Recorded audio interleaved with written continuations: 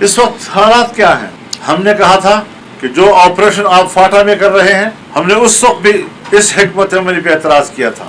دہشت گردی کے خلاف جنگ کے نام پر ہماری فوج، ہماری ایجنسیوں، جنرلز، ان کی بنائی ہوئی حکمت عملی، اس کے نتائج اپنے آنکھوں سے دیکھ رہے ہیں۔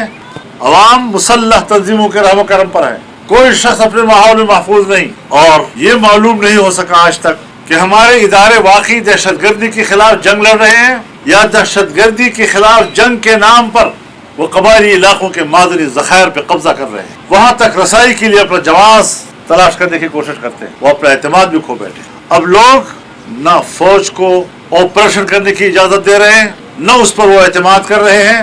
اگر ہمارے اداروں پر اور ہماری فوج پر عام آدمی کا اعتماد ختم ہو جائے گا، آپ بتائیں کہ امید کی آخری جگہ کیا رہ جائے گی ہماری؟ اس وقت حالات کیا ہیں؟ ہم نے کہا تھا کہ جو آپریشن آپ فاٹا میں کر رہے ہیں، ہم نے اس وقت بھی اس حکمت عملی پہ اعتراض کیا تھا۔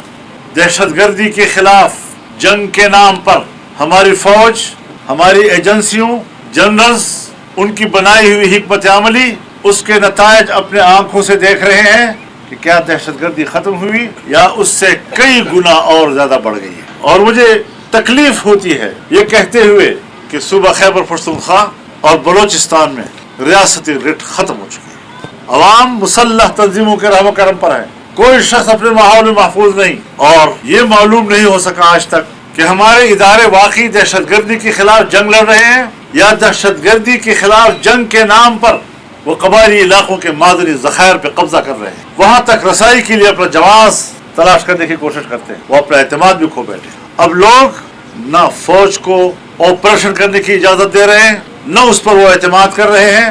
اگر ہمارے اداروں پر اور ہماری فوج پر عام آدمی کا اعتماد ختم ہو جائے گا، آپ بتائیں کہ امید کی آخری جگہ کیا رہ جائے گی ہماری؟ ہم اس کے لیے فکر مند ہیں، نہ ہم فوج کو کمزور دیکھنا چاہتے ہیں، نہ ہم ملک کی دفاع کو کمزور دیکھنا چاہتے ہیں، ان کو طاقتور دیکھنا چاہتے ہیں، لیکن ان کی پالیسیوں کے رخ کو تبدیل کرنا چاہتے ہیں۔ وہ گھمنڈ میں ہے کہ ہم جو کر رہے ہیں ٹھیک کر رہے ہیں، خدا جانے کس کے لیے کر رہے ہیں، اور خدا جانے عالمی کون سی قوتیں ہیں جو ان کی حکمت عملی پر مطمئن ہیں، لیکن پاکستان کا عوام مطمئن نہیں ہے، اس کا اپنا بھائی اور اپنا گھر مطمئن نہیں ہے، ان کے اپنے مائیں اور بہنیں مطمئن نہیں ہیں۔ ہمیں کس طرح اعتماد میں آپ لیں گے؟ ہم آپ کو طاقتور دیکھنا چاہتے ہیں، اور ہمیں پتہ ہے کہ آپ ہمیں کمزور دیکھنا چاہتے ہیں، یہ بھی معلوم ہے۔ آپ سیاست کو کمزور دیکھنا چاہتے ہیں، آپ پارلیمنٹ کو کمزور دیکھنا چاہتے ہیں، آپ ان کو اپنے گھر کی لونڈی بنا کر رکھنا چاہتے ہیں، سب کچھ معلوم ہے۔ ہماری نیتی بھی آپ کو معلوم ہے اور آپ کا کردار بھی ہمیں معلوم ہے، لیکن ہم چاہتے ہیں کہ ان حالات سے ہم نکلیں، باعزت راستہ اس کے لیے نکالیں۔ اس کی ذمہ داری جتنی ہمارے اوپر ہے، کہیں زیادہ ان کے اوپر ہے۔ ہم نے افغانستان اور پاکستان کے تعلقات کے بہتر بنانے کے لیے اپنا کردار ادا کیا، اور میں بڑے اعتماد کے ساتھ کہنا چاہتا ہوں، پوری قوم کے سامنے کہنا چاہتا ہوں کہ ہم کامیاب ہو کر واپس لوٹے تھے۔ ہم نے دو ملکوں کے درمیان تمام شعبوں میں تعاون کے راستے کھول دیے تھے، آج اس پر پانی پھیرا جا رہا ہے۔ کیوں؟ کس کی خوشنودی میں؟ پاکستان کے مفاد میں؟ قطعاً نہیں۔ پاک افغان بارڈر پر رہنے والے پاکستانی، جس میں زیادہ تر پشتون لوگ ہیں، آج چمن کے کیا حالات ہیں؟ ان کے روزگار ختم ہو چکے ہیں، اور میں بتانا چاہتا ہوں، درد دل کے ساتھ بتانا چاہتا ہوں کہ ان کے گھروں میں جو خواتین کی زیورات تھے وہ بھی انہوں نے بیچ ڈالے ہیں، وہ بھی ختم ہو چکے ہیں۔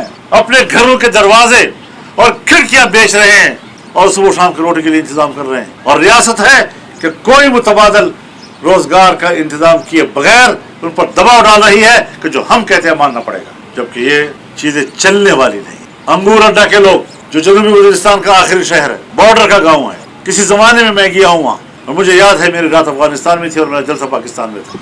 ڈیورل لائن ایک ایسی لکیر ہے کہ جس نے نہیں دیکھا کہ گھر کے کمرے جو ہیں افغانستان میں ہیں اور صحن پاکستان میں، گھر کا صحن افغانستان میں ہے اور کمرے پاکستان میں ہے، جنہوں نے نہیں دیکھا کہ مسجد کا محراب افغانستان میں ہے اور ان کا صحن پاکستان میں ہے، امام افغانستان میں کھڑا ہوتا ہے اور مقتدی پاکستان میں کھڑے ہوتے ہیں۔ کیوں اس بات کا ادراک نہیں ہے ان لوگوں کو؟ تمام قبائل کو دیکھیں، باجوڑ سے لے کر جنوبی وزیرستان اور پھر جائیں افغانستان تک، چمن تک، قوم ادھر رہ رہی ہے، زمینیں ادھر ہیں، قوم ادھر ہے، زمینیں ادھر ہیں۔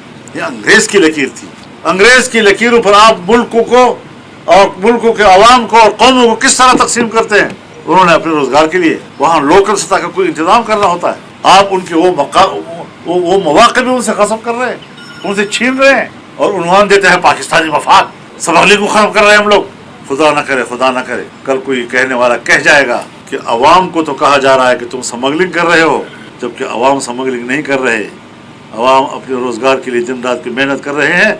अगर स्मगलिंग करते हैं तो फिर बड़ी स्मगलिंग के बड़े मच्छर भी तो आप लोग हैं। आपकी नाक के नीचे लोग करप्शन करते हैं। तो लोगों पर क्या जुल्म किया जा रहा है, क्यों किया जा रहा है? तोरखम और बाजौड़ से लेकर सरहद के ऊपर रहने वाले लोगों पर जिंदगी अजाब कर दी गई है। तो मुल्क क्या बनेगा? क्या फिर एक नया शेख मुजीबुर रहमान तैयार करने की कोशिश की जा रही है?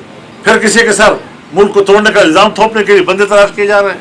इसलिए संभलना होगा, हमें मसले को हल करना होगा। और जमीयत उलमा इस्लाम सोचती रही है कि शायद हमारा मुल्क, हमारी एस्टेब्लिशमेंट, हमारी ब्यूरोक्रेसी अपने अक्ल खिरत की बुनियाद पर इन आम लोगों की मुश्किलात को हल कर देगी।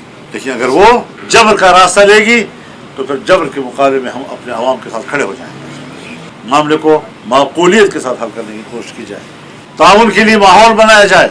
हम मुल्क के लोग हैं, हम इस मुल्क के लिए बहुत कुछ करना चाहते हैं, लेकिन आपने हर उस माहौल पे आग लगाई है जिस माहौल में ताउन किया जा सकता है। उस माहौल से नफरतों और शिकायतों के शोले भड़क रहे हैं। कहाँ खड़ा कर दिया पाकिस्तान को तुमने? और नाज है अपने अक्ल खिरत पर। आपके पास अक्ल खिरत नहीं है, आपके पास सिर्फ ताकत और ताकत का नशा है। तो इस बुनियाद पर हमें तो सोचना चाहिए। चाहे अमेरिका हो, चाहे मगरबी ममालिक हो, जो इंसानी हुकूक की बात करते हैं, आज खुद इंसानी हुकूक का कत्ल कर रहे हैं। मुसलमान दुनिया से तो जनूबी अफ्रीका बेहतर कि आलमी अदालत इंसाफ भी किया, और आलमी अदालत इंसाफ ने इसराइल के जबर को जबर कहा, उनके हमलों को रोकने का हुक्म दिया। आए ना अमेरिका उसको इम्प्लीमेंट करवाए, उस पर अमल दरामद करवाए। आए ना मगरबी दुनिया। कहाँ गए इंसानी हुकूक की तंजीमें? कहाँ गया एमनेस्टी इंटरनेशनल? कहाँ गया एमनेस्टी, ह्यूमन राइट्स वॉच? इंसानी हुकूक की तंजीमें ऐसे वक्त में गुम हो जाती हैं। ये इंसानी हुकूक की तंजीमें नहीं हैं, ये इंसानी हुकूक के नाम पर ताकतवर दुनिया, अमेरिका और आलमी कुव्वतों की बालादस्ती को तहफ़्फ़ुज़ देने वाली तंजीमें। मतलब आए फिर आज अफगानिस्तान में इंसानी हुकूक की बात करते हैं। उनको बच्चियों की तालीम की फिक्र हो गई है। हजारों बच्चियां बारूद की आग में भस्म हो चुकी हैं। रुए रुए से उनका, हमारे मुसलमान भाइयों का खून टपक रहा है, तो फिर भी इंसानी हुकूक की बात करते हैं। शर्म नहीं आती इन लोगों को? हमें इस मुल्क के अंदर भी आवाज़ बुलंद करनी है। यहाँ पर भी ऑपरेशनों के नाम पर जो मजालिम हो रहे हैं, जिस तरह बेगुनाह शहरियों को उठाया जा रहा है, लापता लोग तहरीकें चला रहे हैं, उनके प्यारे उनका इंतजार कर रहे हैं 20-20 सालों से, न उनको ये बताया जा रहा है कि वो जिंदा है या नहीं है। क्या गुजर रही होगी इन लोगों के ऊपर? बता तो दिया जाए। अगर एक शख्स लापता है और 10-20 साल से लापता है, ये मालूम नहीं कि वो शहीद हो चुका है या वो जिंदा है, आप बताएं कि उसकी बीवी किधर जाएगी? क्या वो बेवा है या बीवी है? उसकी वरासत का क्या बनेगा? खावंद की वफात के बाद उसके हुकूक है, उसका क्या बनेगा? उसके औलाद का क्या बनेगा? उनकी जायदाद का क्या बनेगा? कोई परवाह नहीं है। और है इस्लामी रियासत, कुरान और सुन्नत की बात करने वाले हम लोग। दीनी मदारस, उन पर दबाव है। इस एक इस्लामी रियासत के अंदर दीनी मदारस की रजिस्ट्रेशन बंद, उनकी बैंक अकाउंट बंद। और जब हमने असेंबली में इत्तेफाक राय किया कानून साजी पर, और कानून साजी असेंबली में आई, लेकिन मंजूरी से पहले किसने रोकी वो भी हमें मालूम है। वो सियासतदान नहीं है, वो एस्टेब्लिशमेंट के लोग हैं जिन्होंने कमजोर सियासतदान को मजबूर कर दिया कि उन्होंने कानून साजी रोक। हम फैसले नहीं कर सकते, हम कानून साजी तक नहीं कर सकते।